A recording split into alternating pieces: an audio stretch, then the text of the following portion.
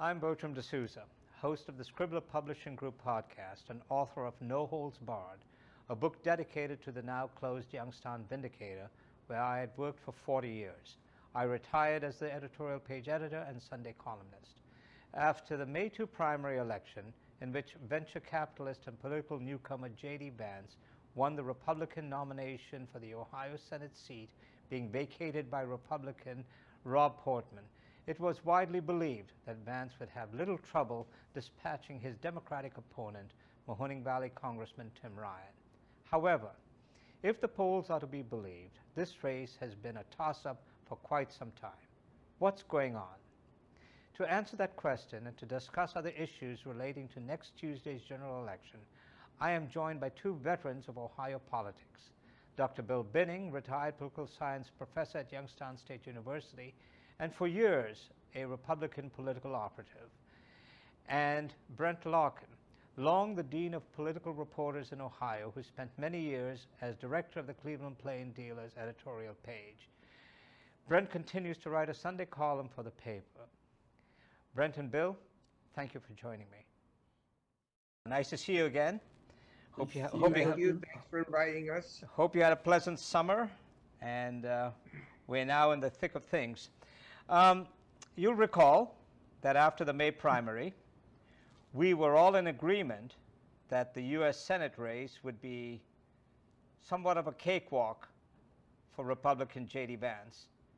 However, the polls now show that Democrat Tim Ryan, the Mahoning Valley's longtime congressman, has made it a real contest. So here's the question. Are you surprised, or do you have doubts about the accuracy of the polling? And Bill, let's go with you first, and then we'll go to Brent. Oh, I don't doubt the polling. I think that Vance, J.D. Vance, one of his problems is he's a rookie candidate, so he doesn't know how to campaign. He doesn't know how to campaign in Ohio, and so that's a problem. And he had problems with his funding because he had some guy from California paying his bill, and then the guy walked away from it. And so Ryan's run a very good campaign. We know Tim Ryan; he has good political instincts. It's not a brilliant campaign, but it's a good campaign, solid, not too many mistakes. So it's not. I guess it's not a surprise that it's a competitive race, and I don't doubt the polling. But I think the problem, one of the problems is with the polling is that we don't know what the turnout's going to be. Right. In other words, we don't know who's going to turn out. Are the Republicans going to come out in force? Are the Democrats going to come out in force? We don't know that. So that's going to determine the outcome of the election. So, but that won't invalidate the polls. I think the polls are probably pretty accurate. It's a close race. It's a competitive race. Brent, how did this become a competitive race? And because, honestly, after the primary, we know that Vance won because of Trump's endorsement. But then, all of a sudden, this has become a national race that's being watched nationally. What happened? Well, a couple of things. As Bill mentioned, Ryan has run not a perfect campaign. He's run probably as good a campaign as I've seen anyone run in Ohio. And I really do mean this, since the Dick Celeste era. Uh-huh. And now, as to the polling for just a minute, the polling has been off in Ohio for the last 3 election cycles. It has failed to capture enough votes for the Republican candidates in 16, 18, and 20. I suspect it's going to happen again. To be honest, I fear it's going to happen again because J.D. Vance is, to me, the most unfit candidate that's run for high office in Ohio. Right. Especially for the U.S. Senate in my lifetime. This is John Glenn's seat. Yes. That he's going to hold if he's successful. And he doesn't know a damn thing about Ohio. He didn't want, he only came back. He liked living in San Francisco. He is a stooge for Tucker Carlson and Peter Thiel and Steve Bannon. And if he wins, which I think is more likely than not, Ohioans are going to get what they deserve. And they're going to get a senator who really doesn't represent, or maybe unfortunately, they're going to get a senator who actually does represent a majority. And that's really, it's unfortunate either way. Hey, Bill. Yes. You have been long involved in Republican politics in Ohio, and were part of the inner circle when Jim Rhodes was around.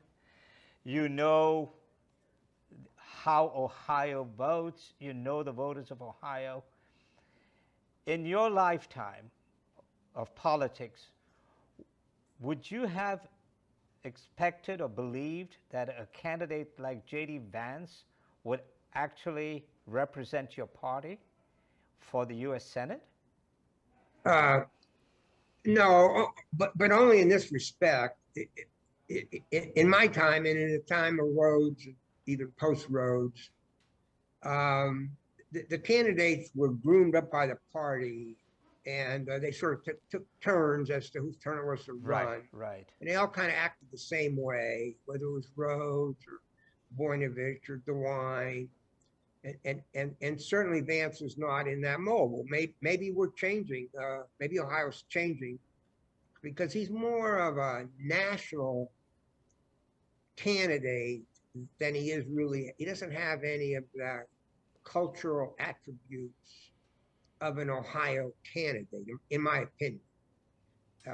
So I think it's quite different candidate, but that either the party's weakened and unable to control its nomination process, which it could be accused of in this case, and there'll be a lot of finger pointing if they lose, because they should have made the lieutenant governor run, in my opinion. That's what the party should have done. Okay. That's what they would have done. That's what they would have done in the old days. Houston would have been on the ballot, Right. and this wouldn't be that close of a race.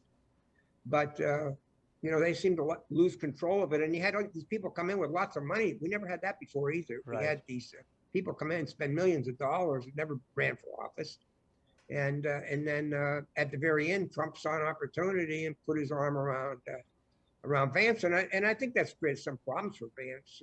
I think Trump's okay in the primary with a third of the vote, but in a general election, if you watched him last night, he had to deal with this election denial issue. He didn't, and so he had to dance around that. So that's problematic to have to be an apologist for Trump and all his BS. We have not had that in Ohio, and DeWine, who's running and is going to win big, has avoided that. He's not a Trump apologist.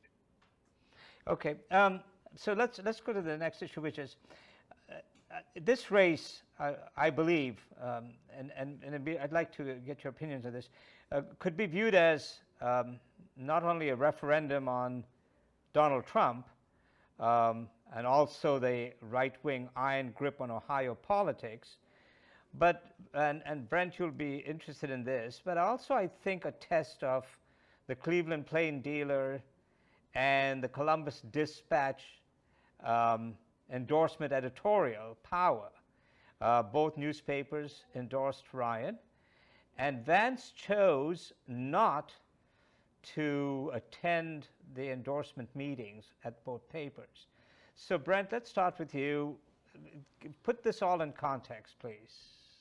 Well, what I'm about to say is not a reflection whatsoever on the people who are running the Plain Dealer today or the Dispatch, although people running the Dispatch, it's markedly, dramatically different than it used to be. Right. The newspaper endorsements just don't matter anymore. And I don't think in high profile races, I never think they have mattered a lot.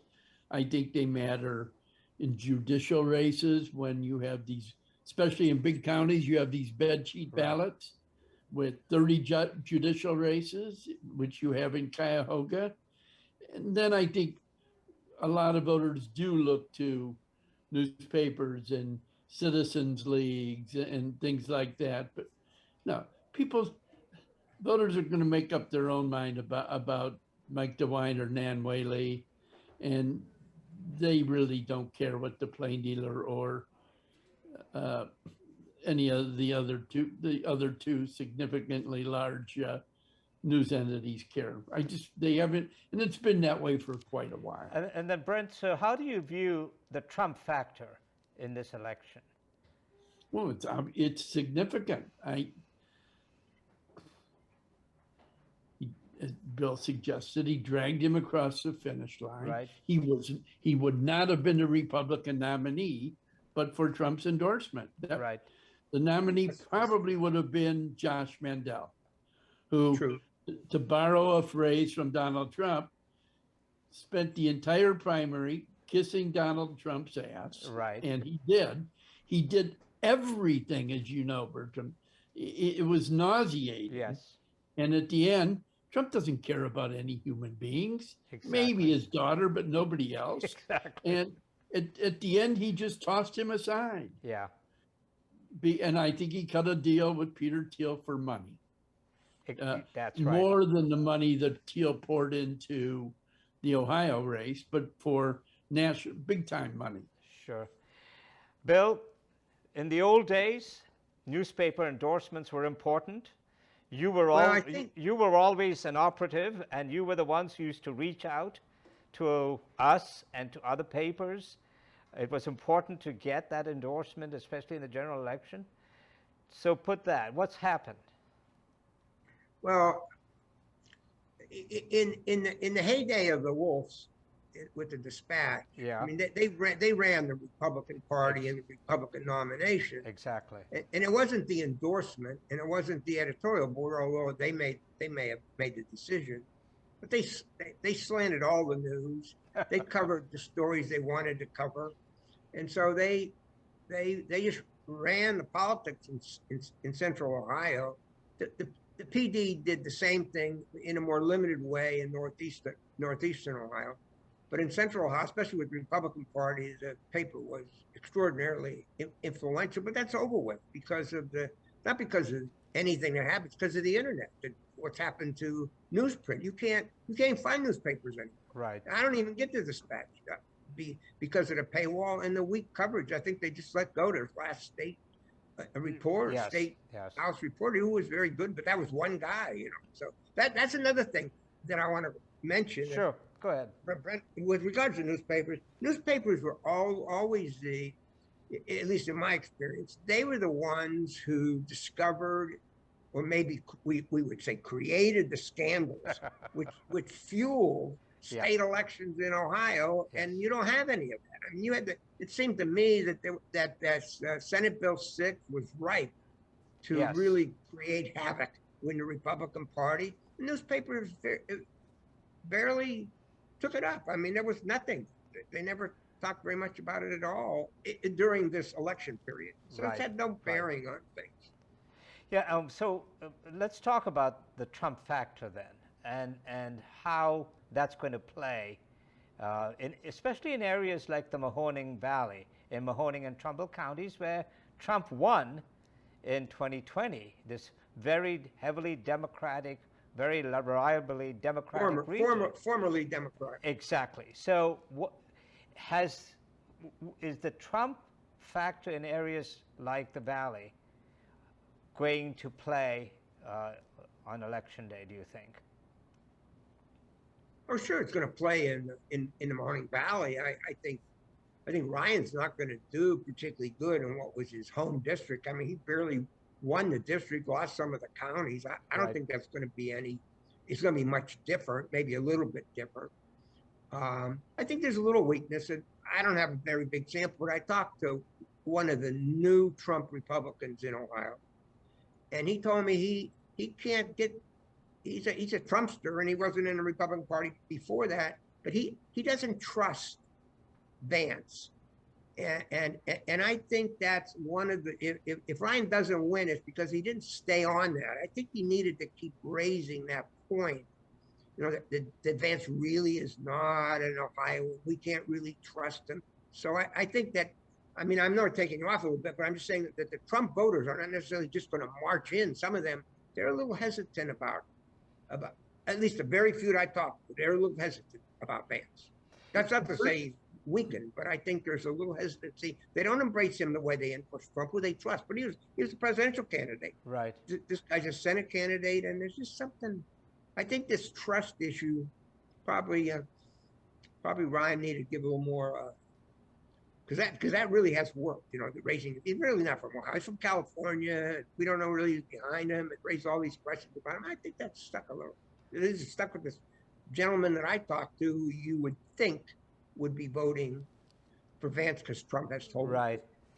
him. Not. Bertram, you're sitting in the middle of the valley there. Yes. You're supposed to tell us how it's right. going to go there. And I want to hear what you have to say. I will say this. After 40 years of covering politics in the Mahoning Valley, the person who came closest to kind of taking over the politics of this region was Jim Trafficant, and Bill, you know, knew Trafficant well. I knew Trafficant well, and it was Trafficant had this ability to reach out across party lines. You know, they just saw him as a hero. What has happened, I think, with Trump in the Mahoning Valley, you know, and I don't know if there's a way to prove this, but I recall that in the 2012 presidential election, when Barack Obama was seeking re-election, this is after he had won, he had saved General Motors, you know, by bailing out the auto industry. A union leader, UAW leader at Lordstown, and I were having a conversation about Barack Obama's re-election. And he told me, he says, you know, my biggest problem, I cannot get my members to vote for Obama's re-election. And I said, what the hell are you talking about? He saved their damn jobs. There are 4,500 people working in Lordstown because of Barack Obama and GM putting a new product. And he says, you will not believe the negative reaction we get when we go door to door to our members asking them to vote for Obama. I think that attitude has now sort of, Donald Trump reinforced that racist attitude in areas like the Mahoning Valley, and that's why he has done so well here. And so I'm wondering whether, you know, that same blue-collar, you know, middle-class worker, non-college educated voter is going to vote for Vance. What do you think, guys? Well, What do I think? You put a gun to my head, I think Vance will win. But I'm not as sure of it as I was a month ago. But I think Vance will win. Bill?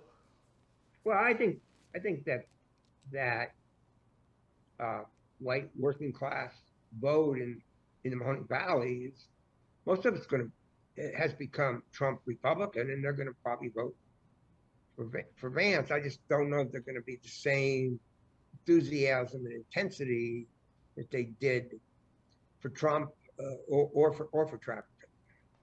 Yeah, both of you recall that in the old days, and of course we're aging ourselves, if you were a Democrat running statewide, you had to get at least 60% of the vote in Mahoning County, for example.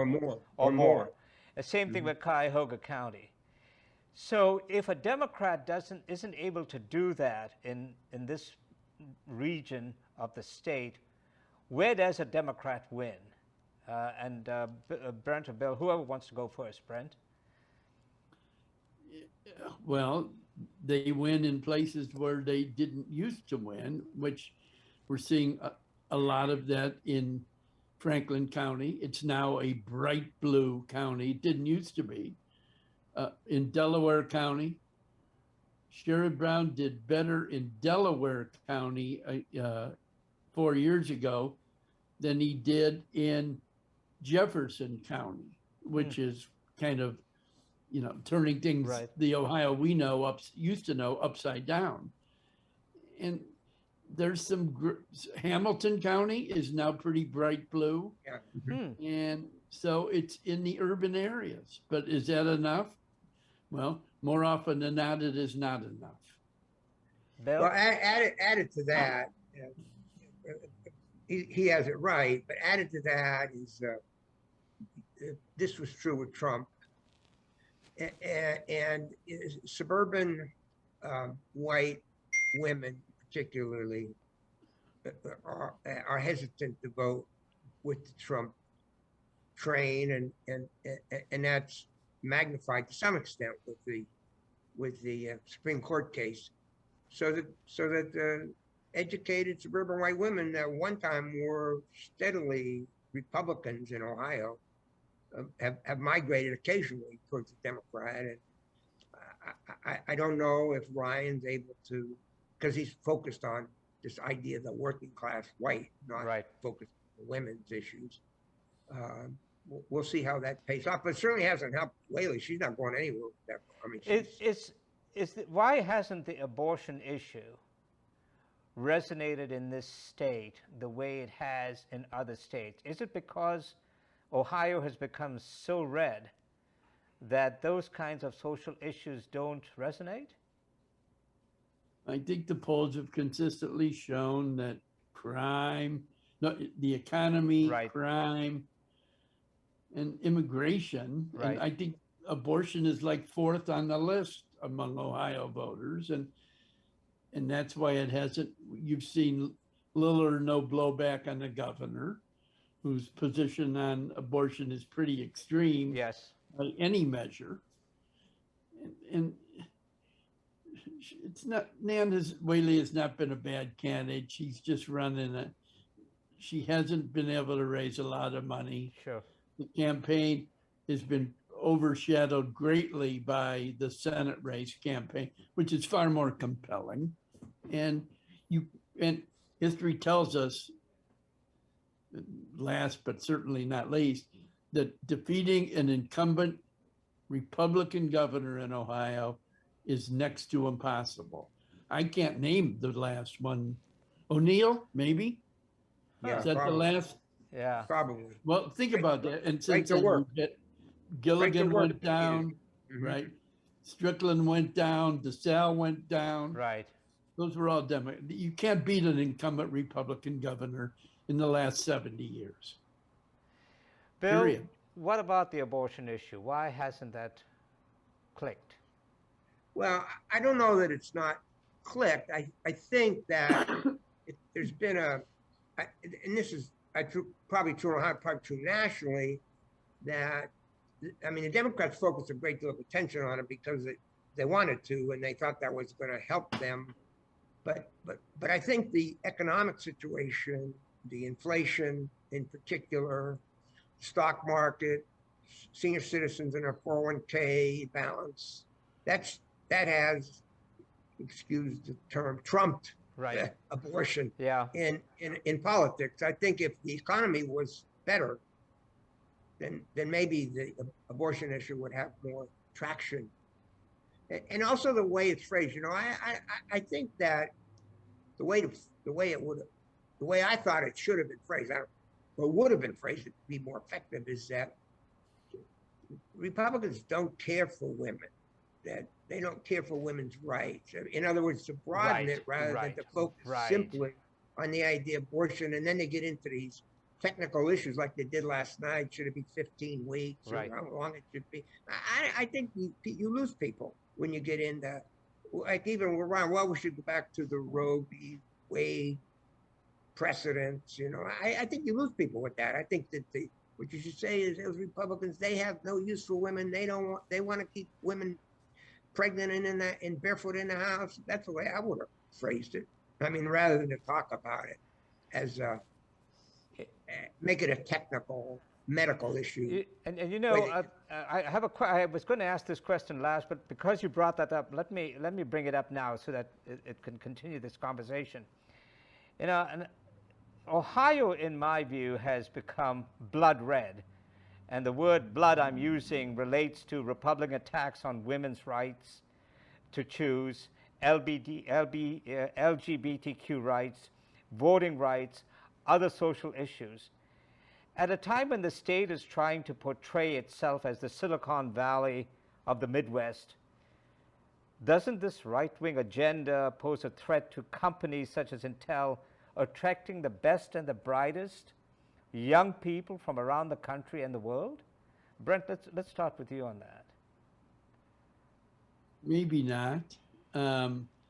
I've thought that also in the past. 2 points on that. Austin, Texas, is this little haven of highly skilled tech workers. You see jobs flooded leaving Silicon Valley now for Austin, Texas, right? Pretty blood red state. That's a good term. I never heard of that, Bertram, but you forgot gun rights. The gun issue makes it even bloodier. Absolutely. And we see that. What happened? Streets of Dayton, Ohio. Yes. And the other thing about that is maybe Intel is putting $150 million to Ohio State's engineering program, right, to develop a specific way to train kids, young people, to qualify them for jobs in the tech industry. And I think that's might be a pretty compelling thing that prevents this exodus over social issues. Sure. It will play out over time. We'll see. Bill, go ahead. Well, I think Brent's right. I think the Columbus market area is as progressive as any, probably any part of the country for younger, high-tech people who want to live there. I don't think they're held back there. I think the real force for the Trump voters is the rural counties. That's where the real big Trump vote is, and the tech people are not gonna go there. I mean, to locate anyway. They're gonna want to be in a modern. I mean, we're all trying, but Columbus is the place where high tech is going to flourish and where there's a lot of cultural diversity, et cetera, as much as any place in the country. So in other words, these people who are going to end up working for Intel and the other high-tech companies are going to be living in a bubble, regardless of how extreme Ohio becomes, especially socially. Yeah, that's true. Yeah, probably. But are they in a bubble in Austin, Bertram? You know, I was as you were talking about Austin, I was thinking about that, and there are pockets in that state that are liberal and sort of have nothing to do with what the hell's going on in the state capitol or what's going on in the legislature. They just seem to enjoy their lives, which is a very worrisome idea of democracy, isn't it? Yes. Well, the same is true in Florida. Florida's flourishing, and there's a lot of technology, and you have a very conservative government. Okay, let's get back to the Senate race. The National Democratic Party and National Democrats wrote off the Ohio Senate race early, thus depriving Ryan of major funding. On the other hand, National Republican Party and major GOP funders in the Senate campaign and all of that are pouring millions into Vance's campaign. Was that a mistake on the part of the Democrats not to see what was going on in Ohio and trying to, give Ryan a boost? Go ahead. I don't think Ryan is terribly underfunded. I understand your point, and the answer is, you would think maybe that Sherrod could have had more influence in the end about getting them to but Ryan's not broke. He's on TV here every time you turn it on, and but I don't know. The Senate, the map for Democrats is pretty tough, and they're fighting a lot. They're trying to put out fires in a lot of states, right? But I do think that history has told. They believe that history tells them at the end of the day, Ryan's going to come up short, right? What else can it be? Bill? if when we do the post-election show and we're having a recount in Ohio, and Vance is won by 15,000 votes, then we'll say they made a Yes. mistake. Right, right. Good point. We- And if it's 100,000, we're Yeah, going to so- say they knew what they were doing. Yeah, Right. that's a good point. Let's talk about the governor's race. And, you know, Mike DeWine obviously is positioned to score a huge win over Democrat Nan Whaley. Yet, and I don't know if this got a lot of play, when Trump came to Youngstown for the rally on behalf of J.D. Vance and other Republican candidates, DeWine flew to Youngstown Municipal Airport and met with Trump, but did not come to Youngstown for the rally. That's, you know, it's one of the stories I read, which which suggests to me that even though DeWine is going to win handily, he still sort of saw the need to come and pay homage to Trump. I mean, would Jim Rhodes have ever done something like this? I wouldn't want to, you know, that's very awkward to try to say what Jim Rhodes would have done. I think DeWine's played this pretty well. And, you know, the Trump crowd has never liked him. They didn't want him. They fought with him. They tried to take the party away from him. It's been brutal. And if they could have found, they did give him a bad time. And he didn't do very good in the primary. He didn't get 50% of the vote. So he's had a walk a tight rope. I mean, and he looks like a political genius. He's going to win probably with 60% of the vote. But to take that into a different direction, I think that's another big problem for Tim Ryan. Is it you can't have Republicans are going to come out and Ohioans are going to come out. They're going to vote overwhelmingly, or we think they're going to vote overwhelmingly for DeWine. And then what Ryan needs is a huge crossover vote. Yes. So that people are voting Republican, because that's the first thing on the ballot is the governor's race. Then you're going to want this big crossover vote to the Senate race. That's a big burden for Ryan to overcome, so that the Democratic establishment party has really let Ryan down in not having a more competitive gubernatorial race to help boost the vote and mitigate the effect of that. So I think that's a big problem for Ryan. It goes unstated, and that is the problem in the governor's race, and the way people are going to start voting when they come out first. You pull Republican governor vote, boom. But to go back to your question, I don't know. I think DeWine's not part of the modern political scene in the Trump era. He's played a very cautious game. I mean, there were problems, you know, that just didn't surface for him. Right. First Energy was probably the biggest problem, and that's not come. We don't know anything, but you and I know there were a lot of connecting lines. Exactly. That didn't get much attention. And we also knew some of the players. Right. Exactly.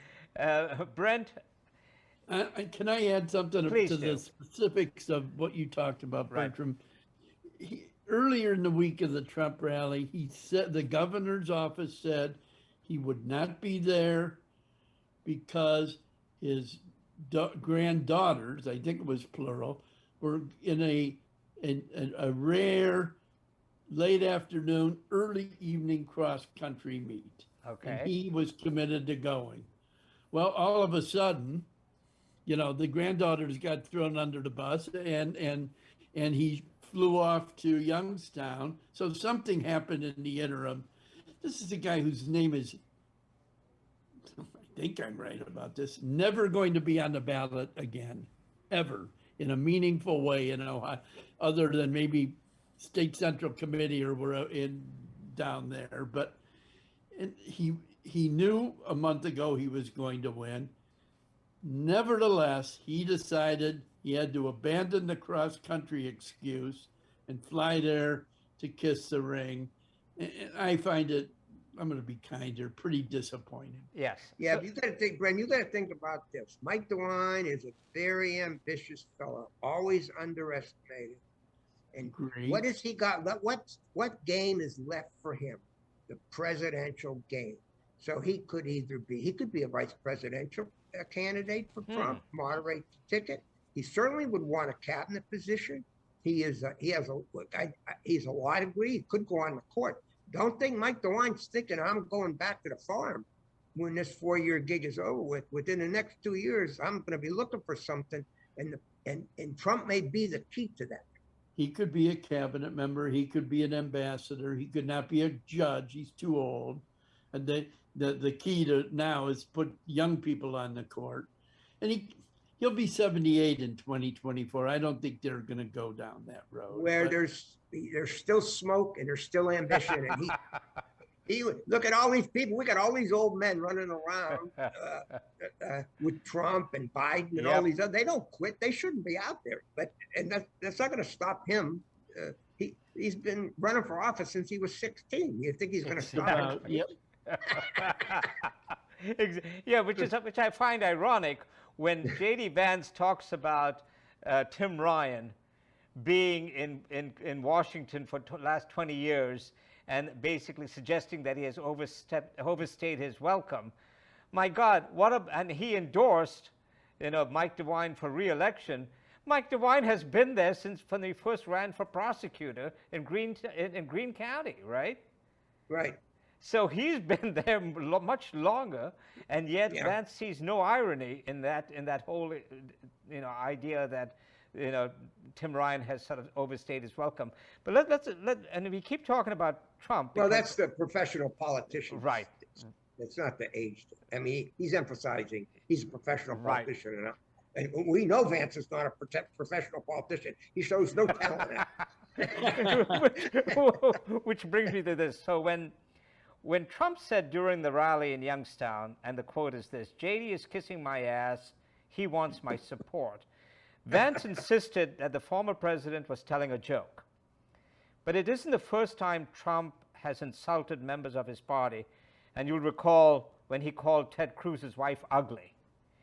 Yes. And yet, Republicans are willing to trade their self-respect for his support. Not even Ronald Reagan, and Bill, you would know this, put such fear of God into the hearts of GOP office holders and candidates. What is this phenomenon from a political science perspective? What is the Trump phenomenon? Why is it that so many people are willing to especially males, willing to hand over their manhood to this guy? You want me to answer Yes, that? Bill, go ahead. You're the political scientist. Well, I think that to me, as a political observer and past participant, is what Trump has is a third of the Republican primary vote that dances to whatever stupid thing he wants them to dance to. So he's made these people. I mean, I think the election thing, that's ridiculous that the election was stolen. He stole people, and they have to say that. Even people like Vance, who are supposedly educated, intelligent people, they know better. But they have to say that the election was stolen. You have to say what he wants, because if you don't, he's going to come after you. He's going to be against you. And you know what? Especially in the primary, you're going to be defeated. And that's what he has. No Republican presidential figure that I know of in recent history has ever acted like he's or asked people to. So it's what he does to them, and the fact that he controls that. I think it's about a third, especially in Ohio, about a third of the primary, Republican primary vote. It's going to do exactly what Trump wants to do. Yeah, and that's what they're afraid of. He has no bottom, and there is nothing is off limits to him. And I think it is in part I'm just saying the same thing Bill just said, kind of, that it's a fear of being on the receiving end of his venom. They're willing to toss their legacies on the junk heap and change forever how they are remembered, just to avoid his wrath. Think about that. That's And so, Bill, the Republican Party of today, the Trump Republican Party is a party that you would never have fit in your lifetime as a Republican, because they have thrown all of the principles of the Republican Party out the window. There's no longer compassionate conservatism that's important and that's emphasized. The big tent is no longer something that they sort of adhere to or want or aim for. Is this the Republican Party of the future? Has it been redefined by Trump to the extent that it's a party of extremists?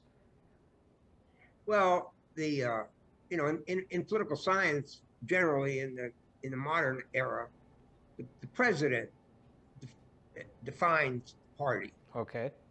Trump did define the Republican Party, and in many respects, he's continued to try to hang on to that, and he's been challenged, but not with any, the Bush crowd and Cheney, Congressman Cheney. I mean, they've tried, but with little success to try to get Trump's fingers off the party. I mean, I hope we see a big fight in this nomination battle. I don't like Trump. I hope he's not the nominee. It isn't that I disagree with him on all of the issues. I just think he is not a very respectable person, and he shouldn't be president of the United States. I think he's a bad example for young people, and I think we need to go in a different direction, not just necessarily just on issues. I'm just saying his personal, the way he conducts himself, things that he does and says. So I hope we see a battle for the soul of the Republican Party, but I don't know that it's just on issues. Yeah, I've been around not as long as you, Bill, but I've been around this game a long time. And the one issue, the one word that no longer applies to the Republican Party is character. It used to be where character mattered. Trump's a character. Yeah, that kind. Brent, so you've been around Ohio politics a long, long time. The new Republican Party, the Trump Republican Party, what is it?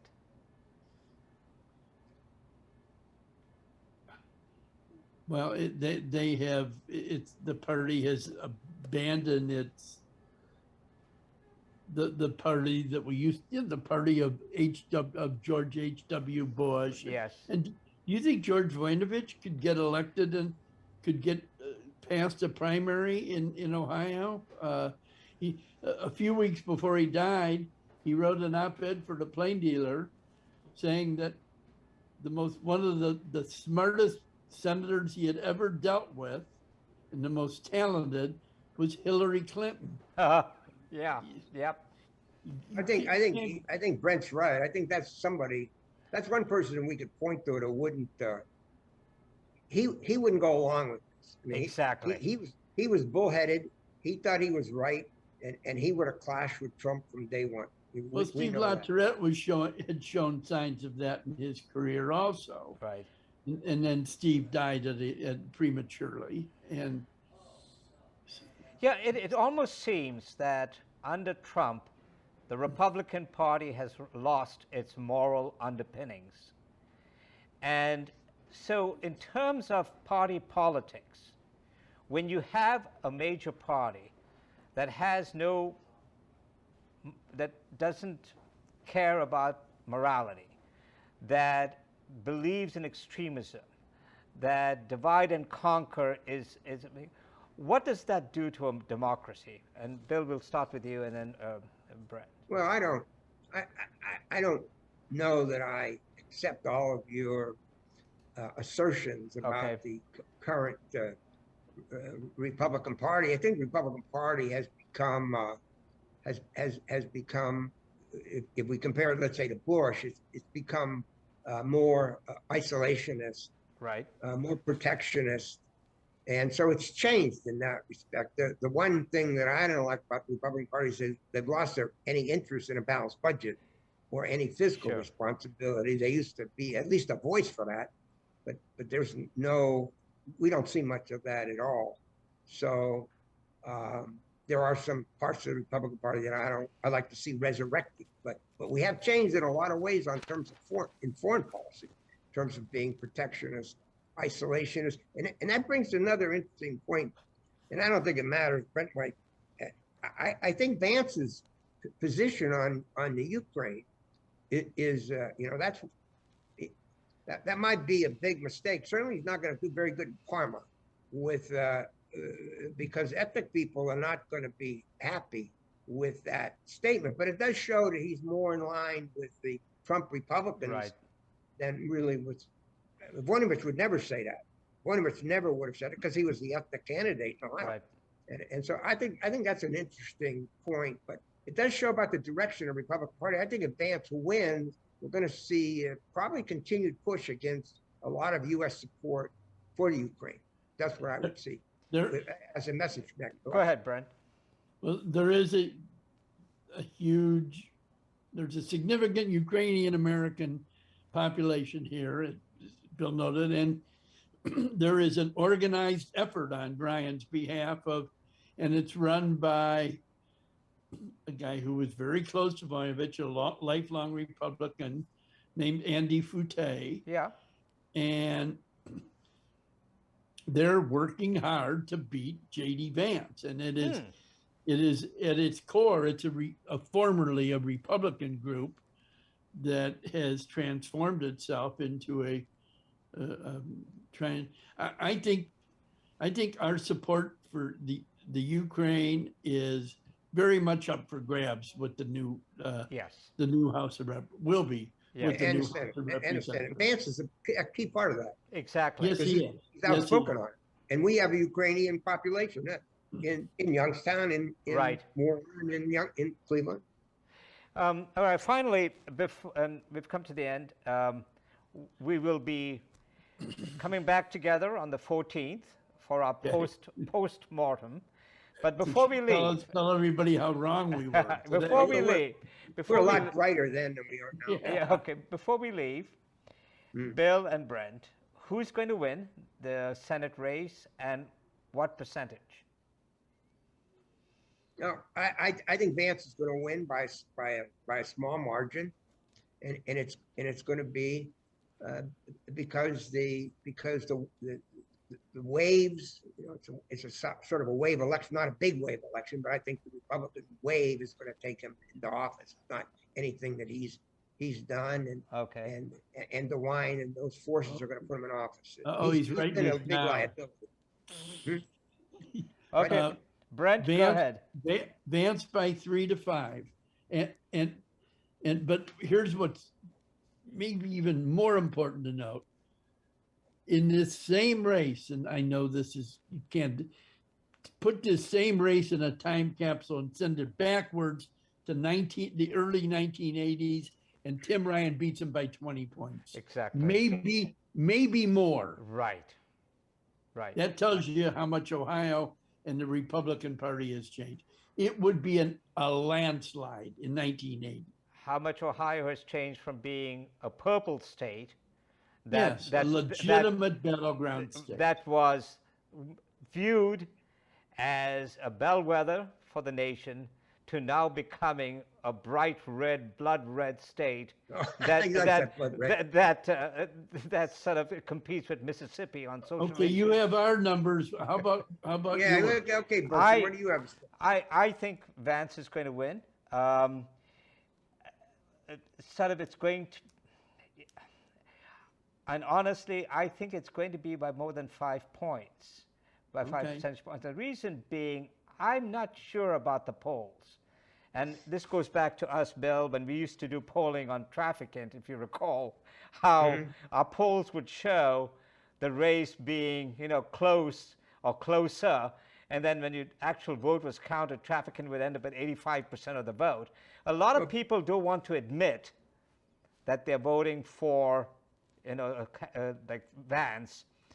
And the other reason is I don't know how these polls are conducted. It's hard. But big one? It's hard. I know. Because of the phone lines and everything. How many young people have landlines? How many young voters have landlines? You know, how Almost many young none, voters are going to vote? Yeah. And so, how do you know people? You know, I have a landline because I inherited it, but otherwise I wouldn't have one. And so the question is, who are the people who are being polled? Real quickly. Yeah. Andrew Tobias of the Plain Dealer had a story a few days ago.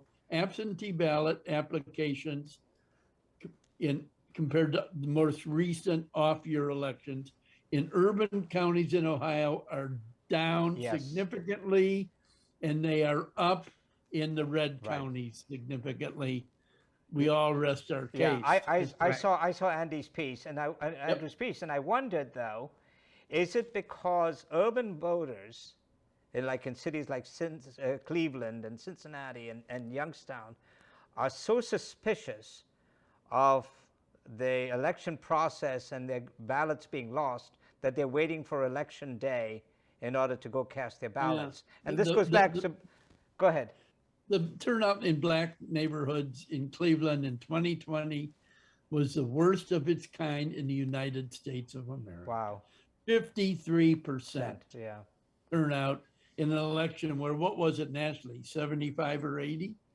And you know what? All the signs are bad. One of these days, I'd like to talk to you about the minority vote, the black vote, and this attitude that a lot of blacks have where they cut up their noses to spite their faces because they say, you know, nobody's doing anything for us, we're just going to sit at home.